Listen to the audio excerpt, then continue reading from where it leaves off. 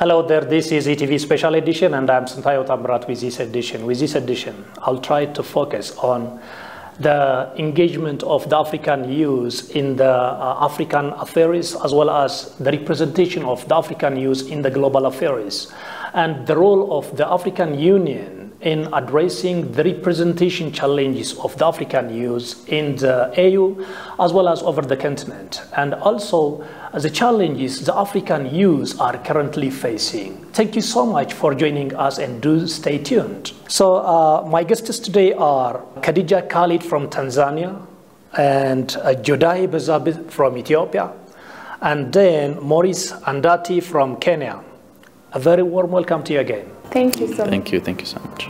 Now let me come to you, Khadija. So would you tell me the major challenges African youth are currently facing? So basically, there are so many challenges that we as African youths are facing. To begin with, we are facing with a huge problem of unemployment, but also, a huge problem of not being able to meaningfully participate in decision-making processes. But also, there is this big issue on gender-based violence. Specifically, now that we're in the digital transformation, many youths are being victims of digital violence, but also even the issue of climate change is currently affecting every youth across the globe, African region. Yeah. Well, then let's just come to specific to your country, Tanzania. And what are those major problems that the Tanzanian youth are facing? As I said prior, basically we are facing a huge problem of unemployment. However, I would like to acknowledge that my country is doing a very good job in addressing that. For instance, we're having an agriculture business project which is called Building Better Tomorrow, whereby the government is trying now to facilitate young people with agricultural facilities and land so that they can have an avenue to employ themselves. However, still that's not sufficient. Still, there is so much needed to be done so as to capacitate young people with skills so that they can be able to employ themselves, because the government cannot suffice to employ everyone. Yeah, so we're still having that big issue of unemployment, but also when it comes to gender-based violence, there are reports that there are so many ongoing violence.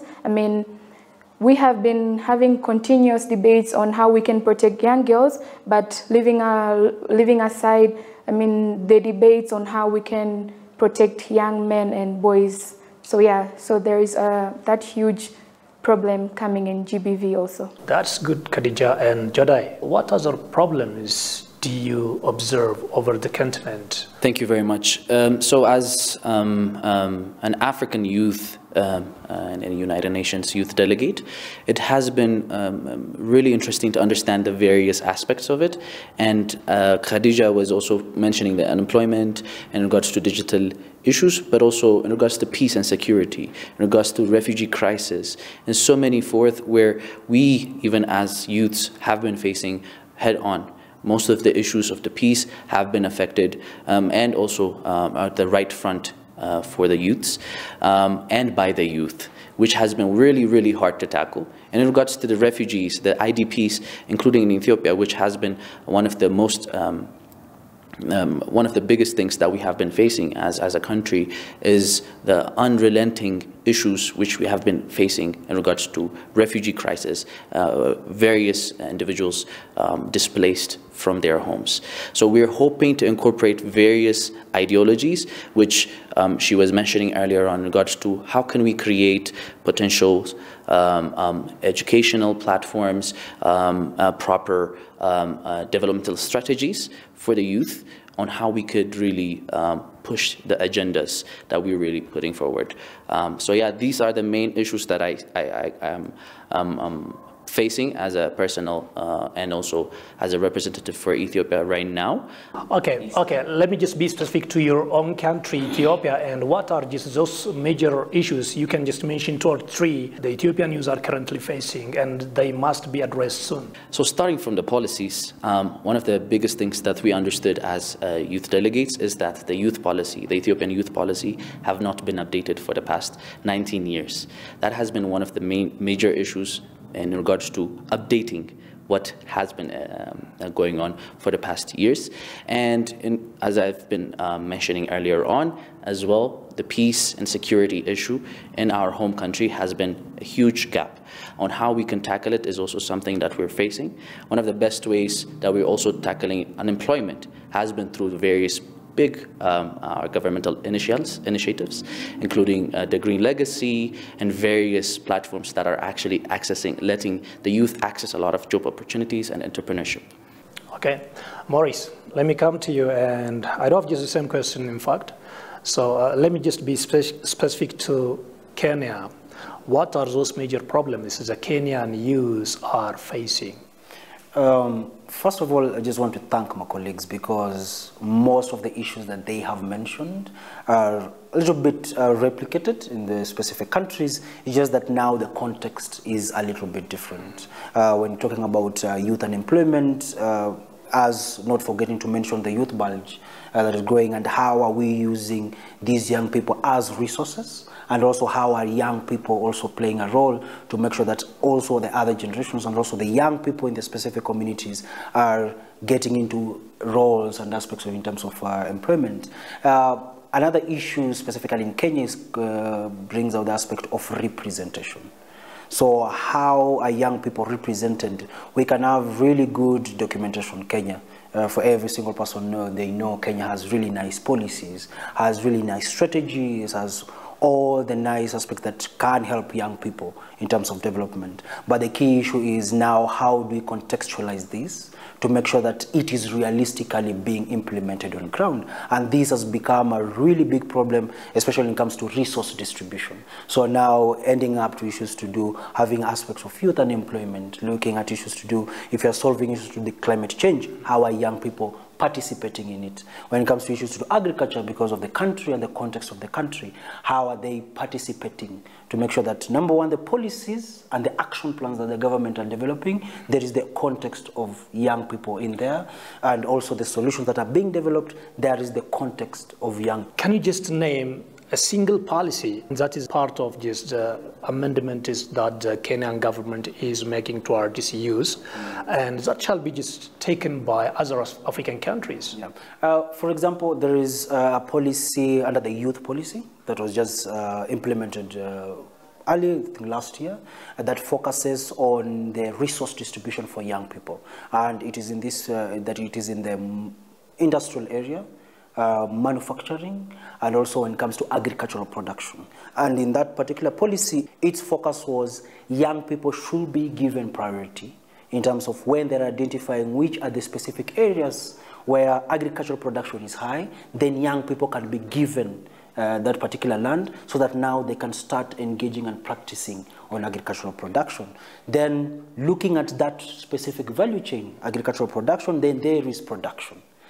Different value chains and development different value chains. The policy is focusing on now giving the mandate to young people to develop such kind of value chains, which they are the ones who are running and connecting it with what are the realities on the world right now. So if you look at that kind of policy, you'll see when issues to do with unemployment, we are not only just looking at people getting employed in offices, but they are using the available resources in that particular country to make sure that now they're the ones who are developing such kind of systems. So if you have such kind of policy being replicated in different countries in Africa, you'll find now it gives a leeway for other policies to be youth-oriented, and also giving the space for young people to start now creating their own environment when it comes to what is the realities. Well, Maurice, that's really a very nice insight. And let me just come to Khadija, and can we just talk about the solutions, and what solutions do you suggest to curb these problems,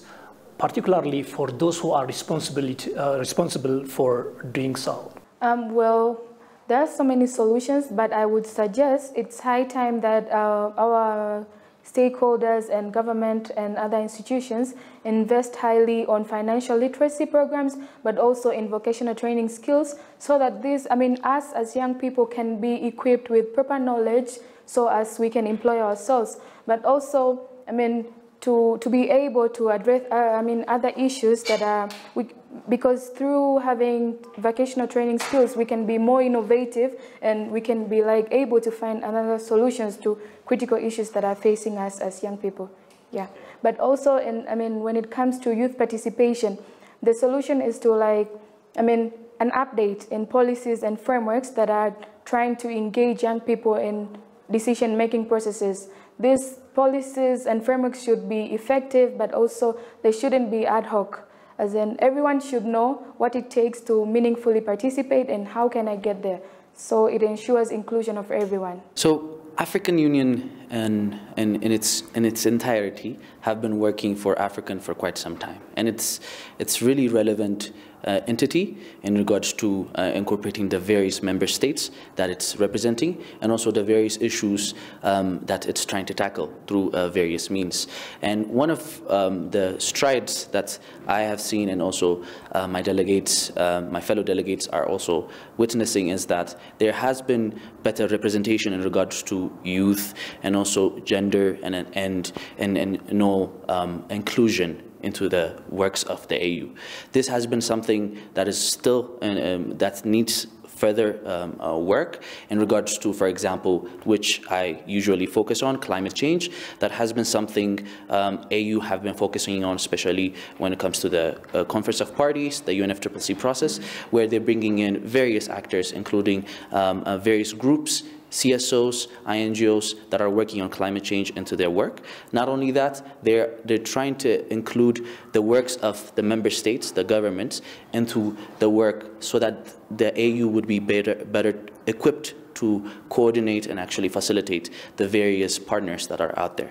So partners such as EU, partners like various countries in various parts of the world are actually engaging with AU further into bringing various resources and also expertise into the midst. Given that Africa is under a peaceful condition, no corruption, no maladministration, and the AU has become stronger. Let's assume these are good factories, enabling factories, and what role can the African youth play in the transformation of the African continent, particularly through the very plans and programs of Agenda 2063? I think it's high time that we as young people should use the relevant knowledge that we have now to be the one that we are spearheading changes. As we know, we have everything at the tip of our hands. Now, what I mean by we should be the ones innovating, but we should be the ones that are trying to impose solutions. As I have gone through the 2063 agenda, it is more like an agenda that's focusing towards the globalized world. So now it's high time we see as young people, how are we going to chip in with our relevant skills and how we can use most of what we're having. I mean, the resources from the digital knowledge that we have, but also trying now to innovate new solutions to our own problems. For instance, by coming up with new ideas, not from the, should I say, old formats that have been used. As my colleague has been saying, now we need like intergenerational solutions, long-term solutions to our problems. But I think it is us who can be innovative in that way to bring those solutions. And we can do it. Jodai, turn is yours. So one of the interesting ways that the Africa Union is actually incorporating is the Youth Envoy. One of the things that the Youth Envoy, the African Youth Envoy, is focusing on is what my colleague also was mentioning in regards to digital literacy and incorporating various digital skills into the various youths that are in Africa. So that is a very in its initial stages. We believe that it is incorporated in our mandates on how we could potentially use the resources that the AU and the AU Envoy could partner with in regards to support and also engage the youth furthermore. That is, for me and also the delegates, much more better entity equipped to solve the various indigenous issues that Africa have been facing, and also can bring solution because of various means. The Youth Envoy can actually make the youth's voice heard in that spaces. Can you tell me your observation on the African Union's effort of engaging the African youths within its plans, programs, and decision makings? Well, the African Union is quite doing a very good task in ensuring young people are meaningfully engaged in decision-making processes. For instance, we're having the AU Youth Envoy, we're having African Union Youth Ambassadors. However, I would like to request, for a wider range of efforts so as to ensure that they, pursue member states to ensure that they engage meaningfully their young people, particularly in their frameworks, but also in their policies, so as to ensure that there is a wider avenue for young people to be engaged in decision-making processes, particularly on the issues that are affecting their well-being. Okay. You mean there should be a series of consultations of the young people? Yes. Before making policies and so on? Yeah. If you were just ruling the African Union, what amendments would you make to ensure active youth participation? You have just mentioned the challenges, you have been mentioning the solutions, but if you were there at the African Union running that continental giant, then what amendments would you make in order to ensure the active engagement of youth in African development in particular?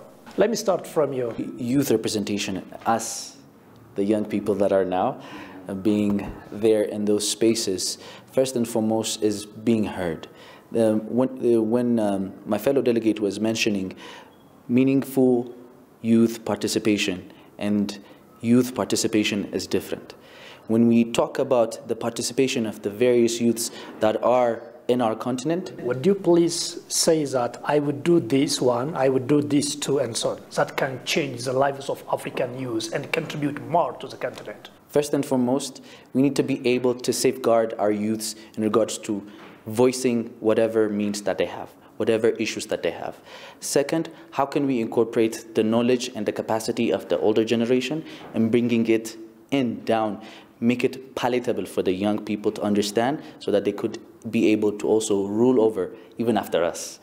The third thing is, how can we incorporate the various issues in different parts of our continent and make it more wholesome rather than just individualized efforts so that we could have a better understanding and also a better solution. And I think the delegates would also understand. Yeah. You should not finish their answers as well. I would, in my office, ensure that there is meaningful participation of youth in the office.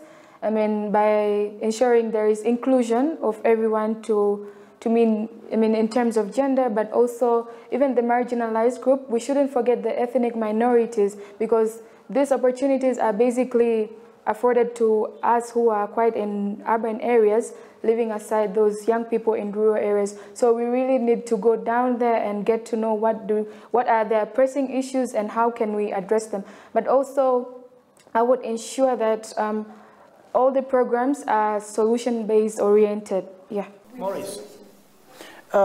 I think for me, this is a discussion that I've had with a couple of people, and the first thing for me is based on representation, is the development and Africa Union requesting countries and also regions in the development of African youth consortiums. Because African youth consortiums are key when it comes to identifying what are the key and what are the issues that are on ground, bring them together, then connect them to the African Union and see what are the areas that are going to engage. And number two, also pushing for different agendas, specifically at state level, to push that young people should also be the ones developing key partnership pointers towards the African Union. So what are the organizations, what are the institutions that are, number one, run by young people? What are the partners that are collaborating with these young people because of that particular context? And how is it related to the African Union, so that now we have a wholesome kind of consultations when it comes to the different departments that we have at the African Union. Then lastly, I don't know, but just having one youth envoy, for me, it's a little bit of a stretch for one person. And Africa, especially the African Union, has a really good strategy when it comes to the separation of Africa. We have East Africa, we have West Africa, and South Africa.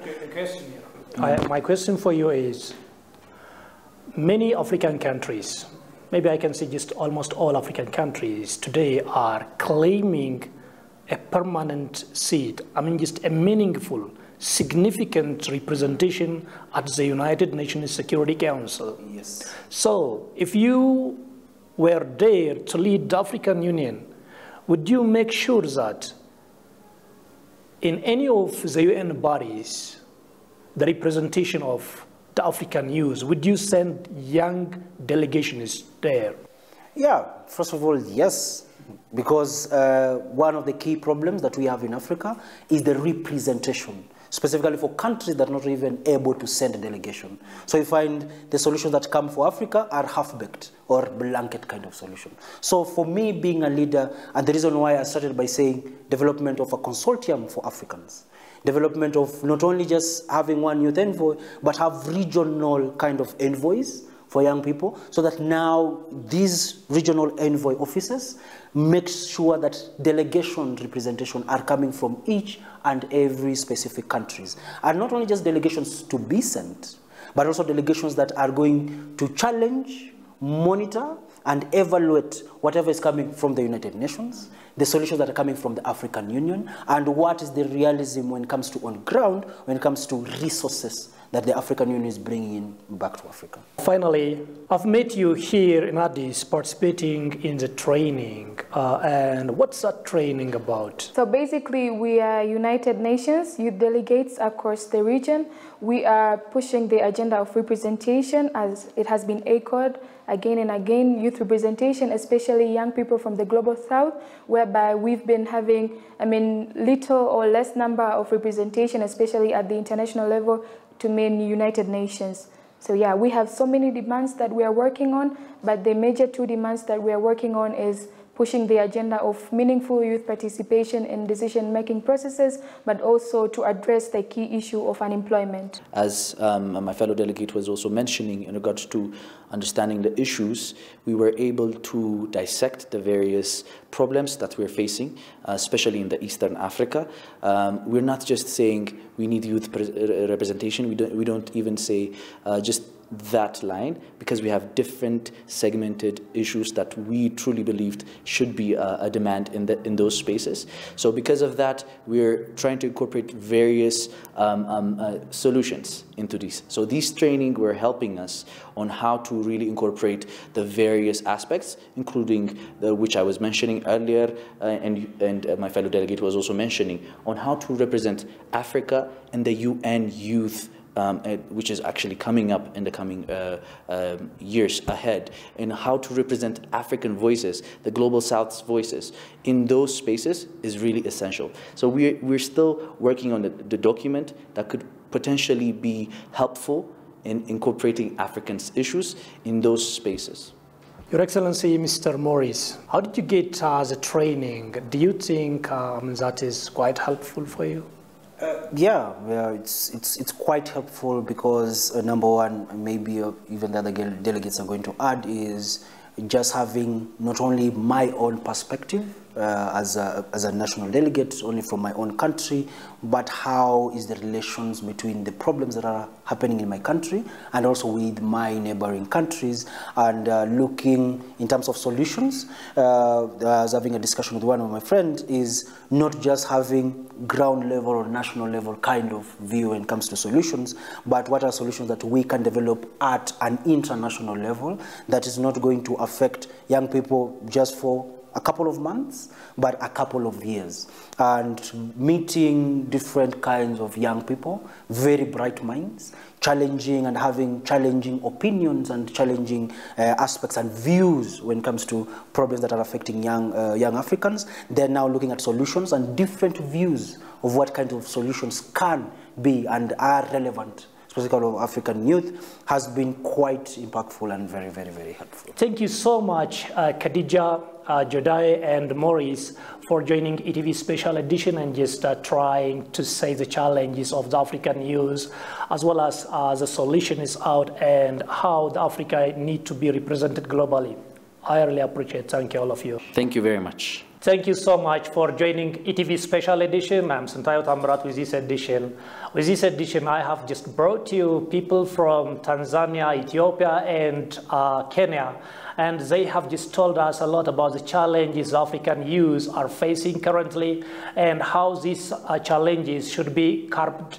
And also the representation the African youth need to have in the African Union in their respective countries, as well as in the global arenas. I really appreciate for staying with us, and see you another time.